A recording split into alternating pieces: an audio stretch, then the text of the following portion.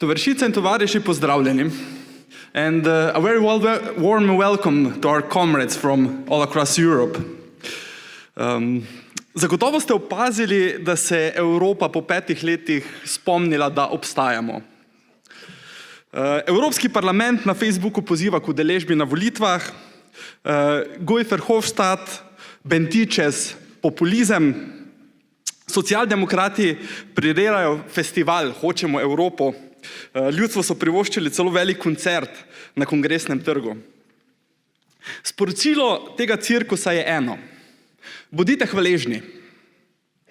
Bodite hvaležni za vse, kar vam Evropa daje.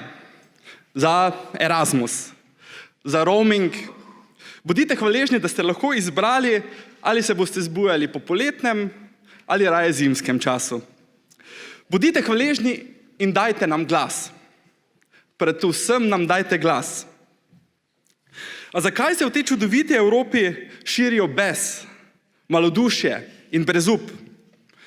Zakaj glavo dviga pošast nacionalističnega in rasističnega sovraštva? Stranke skrajne desnice na Danskem, v Švici in v Avstriji dosegajo volilne rezultate nad 20%. Čez 10% pa na Finskem, v Franciji in Italiji, v Švedski in na Nizozemskem, v Nemčiji, Češki in Madžarski. V Avstriji in Italiji so del vladajočih koalicij. Vse to je znak, da je z Evropo nekaj hudo narobe. Vzpon skrajne desnice je zgolj simptom, problemi pa so globlji. Predvsem 3 dejavniki prispevajo k globoki krizi Evrope. Prvi je vsiljevanje neoliberalnih politik in razkroj družbene solidarnosti.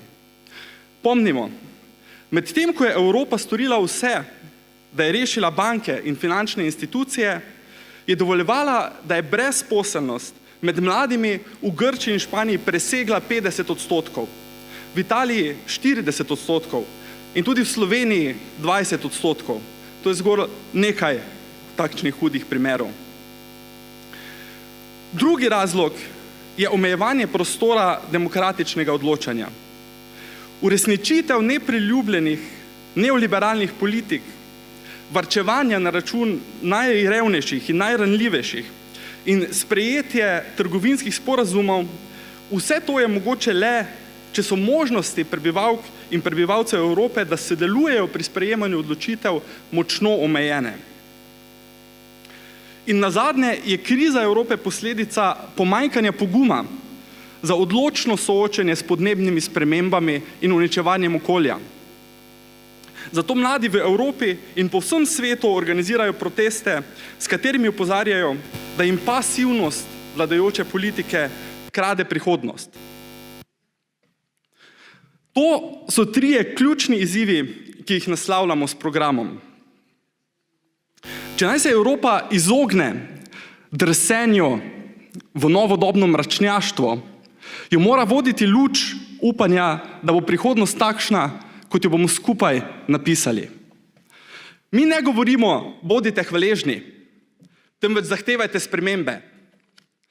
Ne govorimo, dajte nam glas, temveč uporabite ga skupaj z nami. Za demokratizacijo Evrope, za solidarnost in obrambo socialne države in za okoljski preobrat, za Evropo ljudi, ne kapitala. Zdaj, Luka je rekel, da so nekateri govorili, da smo politiki iz gozda. Zdaj moram priznati, da meni je to pravzaprav všeč, ker se spomnim, kako mi je babica pripovedovala, kako so neki drugi politiki iz gozda v letih 41 do 45, kaj vse so oni dosegli. Tako da mislim, da je to pravzaprav pohvala našega dela. Smo drugačni in smo ponosni na to.